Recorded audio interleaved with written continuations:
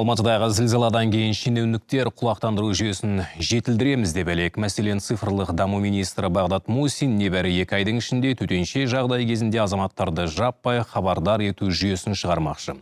Төтенше жағдайлар министрлігімен бірлесе бүгінде Cell Broadcast шұғыл хабар тарату жүйесі сынақтан өткізіліпті.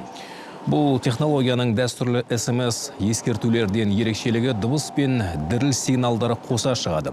Соның көмегімен абоненттің геолокациясына қарай апат аумағына жақын орналасқан миллиондаған азаматқа өрт, топан су, жер сілкінісі сияқты айтып келмейтін апаттар жайында ақпар бір мезетте келіп түседі.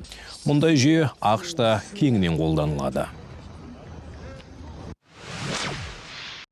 Бұл жүйе дәстүрлі SMS ескертулерден ерекшеленетін жаппай хабарлаудың жаңа тәсілін білдіреді.